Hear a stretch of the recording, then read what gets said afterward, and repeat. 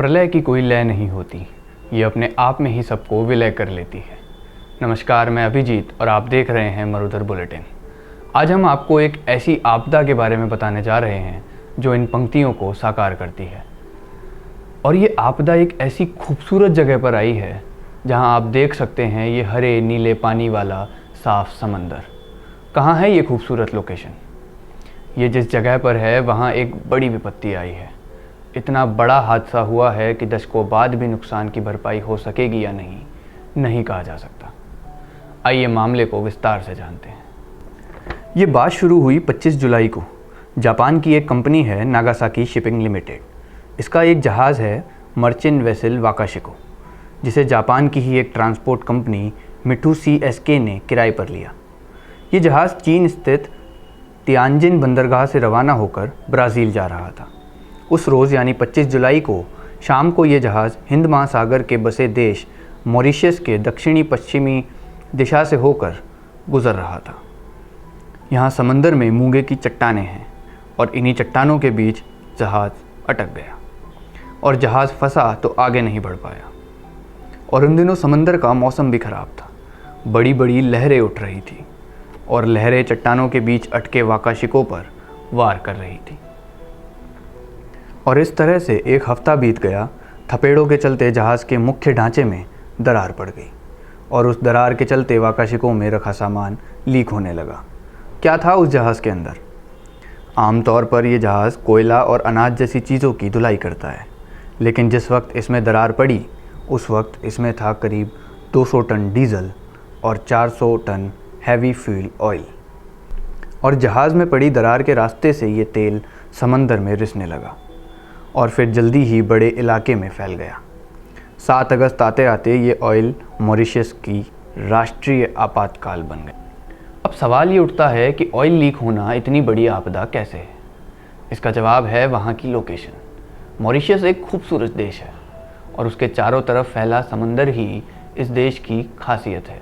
Mauritius की खास बात यह है कि जहाँ पर मौजूद इसके मरीन इकोसिस्टम, यहाँ समुद्र के पानी में सैकड़ों तरह के समुद्री जीव और पौधे पाए जाते हैं और कुछ तो ऐसे हैं जो ख़ास तौर पर सिर्फ इसी इलाके में मिलते हैं।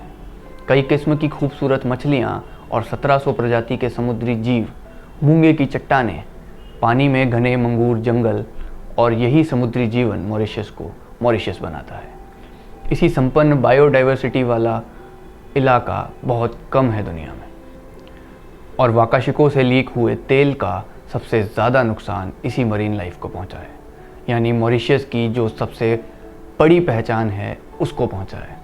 अब सवाल उठता है, ये कैसे हुआ? ऑयल लीक के चलते इन इलाकों में समुद्र के ऊपर तेल की एक मोटी परत जम गई और ये इस वक्त यहाँ की मरीन लाइफ के लिए जहर का काम कर रही है। तेल के कारण समुद्र के नीचे रहने वाले जीवों को ऑक्सीजन कम मिल रही है और इसके अलावा तेल से निकला हाइड्रोकार्बन कोल द्वीप को ब्लीच कर रहा है, जिससे वो भी धीरे धीरे खत्म हो जाएंगे। समुद्र में पाई जाने वाली करीबन 25% मछलियाँ अपने वजूद के लिए इन्हीं कोरल द्वीप पर निर्भर है। क्या इसका असर सिर्फ समुद्री जीवन और तटीय इलाकों पर है? सवाल वाजिब है। जवाब है नहीं। हर साल दुनिया के 10 लाख से ज़्यादा पर्यटक मॉरिशस का समंदर देखने आते हैं। साल 2018 में मॉरिशस की कुल GDP का 1/4 हिस्सा इसी टूरिज़्म से आया। मतलब पर्यटकों का आना मॉरिशस की लाइफलाइन है और इसी वजह से मॉरिशस ने इस आपदा को नेशनल इमरजेंसी माना। सरकार तो सरकार, आम लोग भी तेल साफ़ करने समंदर में कूद पड़े। कहीं पंप लगाकर तेल खींचा जा रहा है तो कहीं लोग बाड़ बनाकर तेल को फैलने से रोक रहे हैं, तो कहीं लोग समंदर में उतरकर प्लास्टिक की बोतलों में भर भर कर तेल हटा रहे हैं। मॉरिशस के सलून के बाहर बाल कटवाने वालों की भीड़ लगी है। जानते हैं क्यों? क्योंकि इंसानी बाल तेल सोखने के काम आते हैं। मॉरिशस के लोग इन बालों से झाड़ू बना रहे हैं और इन झाड़ू से तेल हटाने की कोशिश कर रहे हैं। कपड़ों की गन्ने के पत्तों की मदद ली जा रही है। यह सब चल ही रहा था कि 15 अगस्त को एक और खबर आ गई। वाकाशिको अब 2 हिस्सों में टूट गया।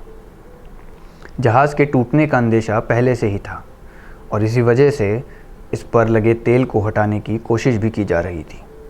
ताकि जहाज़ टूटने के बाद तेल समंदर में ना गिरे, लेकिन पूरी कोशिशों के बाद भी ये पूरी तरह खाली नहीं किया जा सका। इसके पूरी तरह टूटने पर लगभग 90 टन तेल इसमें मौजूद था। मॉरिशस के प्रधानमंत्री प्रविंद जगन्नाथ ने इस संकट से निपटने के लिए अंतर्राष्ट्रीय मदद मांगी है। इस अपील के मद्देनज़र हमारे देश भारत ने भी अपने विशेषज्ञों की एक टीम भेजी है। भारत के अलावा फ्रांस और जापान भी मॉरिशस की मदद कर रहे हैं। वैज्ञानिकों के मुताबिक ऑयल स्पिल मरीन लाइफ के लिए एक कयामत लेकर आया है। इसके असर से उभरने में दशकों लग सकते हैं और कुछ नुकसान तो ऐसे हो सकते हैं जिनकी भरपाई कभी ना की जा सके। बाकी अंदाजे के लिए आप लोग इतना ही जान लीजिए कि अभी से वहाँ पर मरी हुई मछलियों का अंबार लग गया है। मरुधर बुलेटिन कामना करता है कि मॉरिशस जल्द से जल्द इस भारी आपदा से उभर जाए। धन्यवाद।